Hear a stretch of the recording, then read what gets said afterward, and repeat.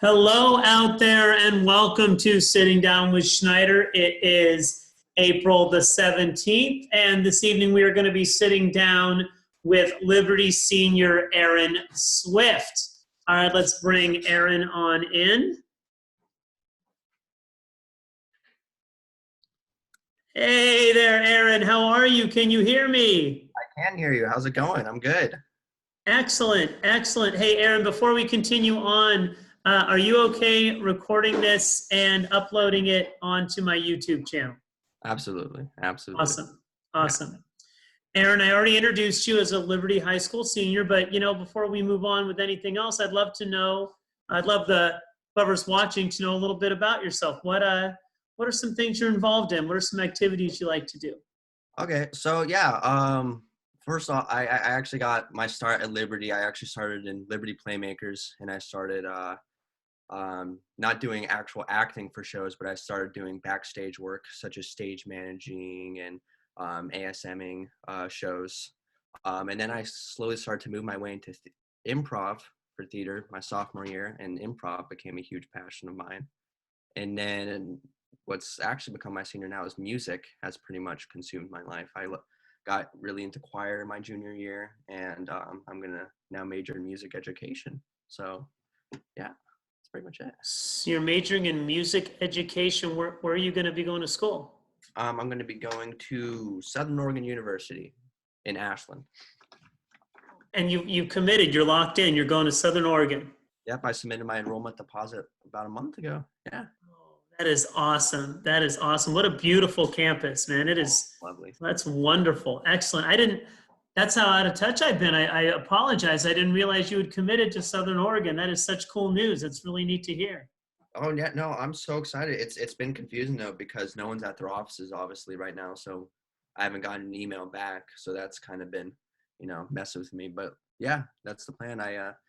I'm kind of thinking also I didn't submit the full enrollment deposit yet. I kind of just, how you can pay like a minimum and then like pay the rest later. That's kind of what I did. So maybe that's it. I'm not sure. Right on, right on.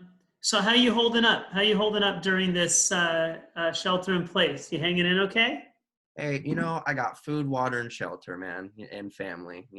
I'm living grateful, and I'm getting positive into seeing the positive in the little things. I mean, Yeah, what are obviously, some of the little things that jump out at you, like that you mentioned, staying that positive, and like you already mentioned family, being able to just, you got shelter, you got family. What are some other little things that you cherish during this time? my sister being home from college has been one of the biggest things because she's been my best friend since I was born.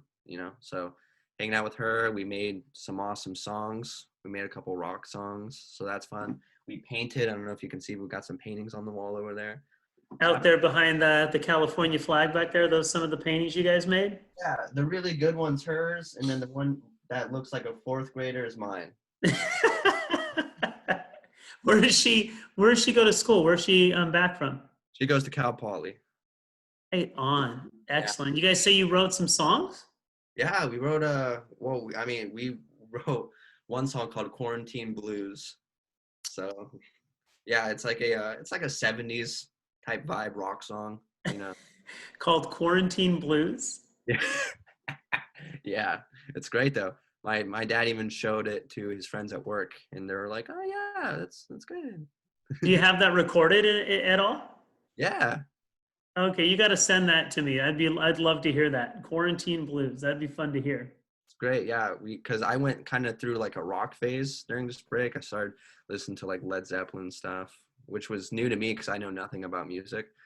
Um, and then she was like, "Hey, I love rock. Let's try to make a rock song." And so we got some guitars right there, and we made it happen. That's awesome. Yeah, Quarantine Blues. I can't wait to hear it. it's One great. of the things I like to ask during these little sit downs is, have you discovered anything about yourself that maybe you didn't know prior to being, sheltered in place for these 3 weeks? Has that happened at all? Have you found out anything about yourself that maybe you didn't know before? I would say, um, no, I mean, I would more say that like I've gotten really closer with my family. I would say, because I'm a guy that likes to make plans, you know, I like living my young life. I like going out and stuff. But like the con of that is I really honestly didn't realize like how much time I spent away from like my family because, you know, it's school. I'm away from them during school time, and then usually the weekends I'm trying to do as much as I can. So I didn't really realize how much I don't see them. And then when I am home, I pretty much just spend my day in my room because I'm just so socially tired. Yeah. So I've been getting really close to my family has probably been the biggest thing, and it's been really great. That's probably, I mean, of course, we don't like, no one is happy that, the disease is out there and the things are going on that are going on. But, you look in these times, you look for silver linings, right? And then, so you're going to be going off to college, you're going to Oregon next year. So the chance, to be with family and to create those bonds before you head off, it's kind of invaluable. I Yeah, mean, it's too bad it has to be under these circumstances, but if you right. could take anything away, right, you could take that away. Yeah, and that's kind of, you know, like even like the scientists who are studying this are like the most important thing for yourself you can be doing right now is like, yeah, look for like the silver linings and the positives because everyone is stuck inside, and you know, as positive as you can be at some points, it's gonna suck. So yeah, Right. you got to like look at the little things. I started, I cleaned my room every day just to give myself something to do. I reorganized my room. One thing I didn't realize how much I eat in a single day until this quarantine happened. I never realized, it's honestly made me realize that in life, I'm just waiting till my next meal. That's all I'm really doing. I don't care what it is. It could be a test. I'm still waiting to just eat. That's all I'm doing. I'm I'm realizing how creative we're getting within the eating realm. Like, we're just doing all these different things with foods. I mean, as we speak, Casey has taken those little croissants you can make and like added like cinnamon or something and wrapped them around an apple slice. I mean, as I'm talking to you right now, that's what I'm smelling. I mean, I'm about to go crazy with dessert here. I think we got vanilla ice cream. So this would have probably never happened, and had this situation not occurred. So just these different, you know, you have time. So you have time to experiment, and like you said, all the eating that's going on, right? Are you saying you're eating more now, or you realize how much you were eating before?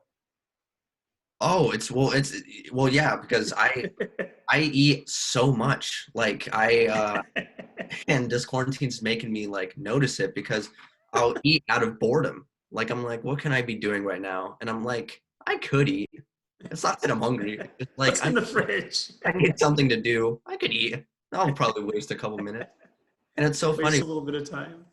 Yeah, because it's so funny because you know, I like restaurants like Sweeney's and Caps. And like I'm kinda I'll admit it, I'm kind of a snob when it comes to food. I am. I know it's bad to say, but like I'm just gonna say it. I'm a snob with food. And You then can admit it. You can admit it. yeah, and then yesterday I'm like, what if I put chicken on my toast? What do you think? It's like it just completely changed. Big experiments. Yeah, exactly. Hey, I got a question for you. So when this is all said and done, when this is lifted, you can go out and have a chance to do what you want. What will be the first couple things that you're going to do when this whole thing lifts?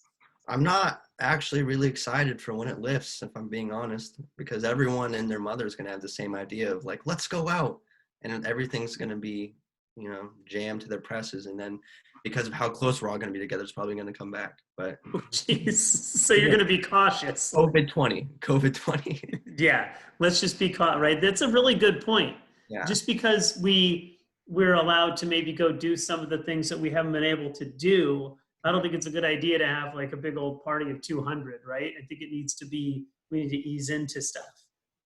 yeah, and yeah. I mean, if I had to say, probably honestly, just hang with the boys, get Patrick and Marcus together, and have a bros night. Honestly, Right crack on. crack open a cold one of soda. You know, Cold Minnesota.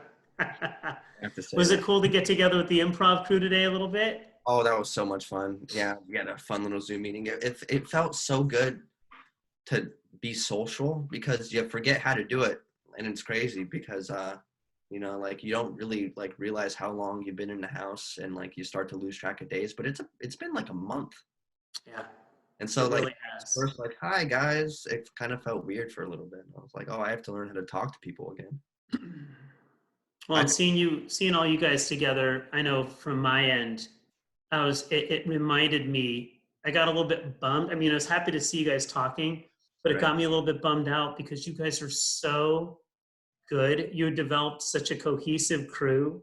Yeah. And, not to bum you out, but, I'd have loved to see you guys have that opportunity to do a few more shows because you guys were Absolutely. very funny, very cohesive, um, just a really good improv group. So for what it's worth, I miss getting to see that. Absolutely. And honestly, and I've kind of touched with this with Patrick is um one of like the main things I love about improv is spreading positivity. Like I remember my sophomore year, some I won't get into it, but there were some sad events that hit the campus, and I remember like it kind of just set like a sad like field over the campus, and like I talked about it with Ali Cohn at the time, the captain at that time, and I was like, I honestly kind of feel like a personal responsibility, like as a team, to kind of like bring some like morale and positivity, and like there's been several circumstances where I felt like, like we've done that, and it feels really sad because with the coronavirus happening, to help bum everyone was getting, I was really excited to be able to do a show and make some people laugh and stuff, and yeah, it kind of bums me out. But that's why we were talking about doing something virtual. Like I wanted to do a the roast of Patrick Schneider, like virtually, like That would like be awesome. I I, want to be in on that actually. yeah, yeah, because he can take it. He can push up his shoulders and stuff. You should be able to. Right? Yeah. We I roasted. mean, if you guys could do something with virtual improv, that'd be really cool. Hopefully you guys can pull something off with that. That'd be amazing. Yeah, yeah. I speaking of which, I love how Chorus Line persevered through that too. Oh, I know. no kidding. I know a lot of people didn't agree with it because worrying about the kids' safety, but like I'm really glad because, it as sad as it was, like I remember I watched it with Marcus at his house before we went into like quarantine. Mm-hmm. um I remember like it kind of gave us like just like a little bit of hope, like everything's good, we're okay, we're all breathing and living, we're okay. Right. And as you look at the things that the kids, as everybody's like losing out on, you can kind of look back and say, oh, at least we got to, it do, and Chorus Line falls into that. They got to do Chorus Line. They got to, all that work because man, a lot of work went in on that. So I think that was that all that. I think it's Right. really cool that they got to perform that. You guys got to perform that. Yeah. Um, all right. Well, hey, I think it's time to call it a night. Yeah. And I really appreciate you cruising in. Yeah, good night. You got the yawn going on. I I'm gonna appreciate you jumping in and doing this with me a little later on the night on a Friday night and sitting down and chatting. I really appreciate that, Aaron. I appreciate it.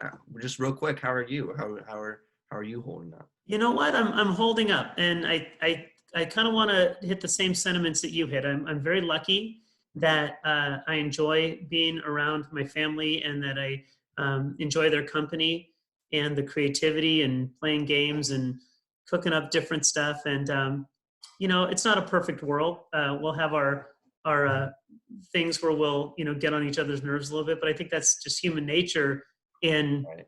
in a situation where you're all confined and everything. But thank you for asking. We're doing well, and I'm really excited about you going to Southern Oregon. It's really going to be exciting to see what you do with that education. You're a super talented kid. It's going to be really neat to see how that all works out. So Thank you so much. appreciate that. I'll leave with this. This is my favorite quote. If life was perfect, it would be boring. Life was That perfect. is It'd what be I believe. boring. All right. Perfect. That's a I great love way to send off. All right. Drop the mic. You have a good night, Aaron. You too. Have a good one. Bye.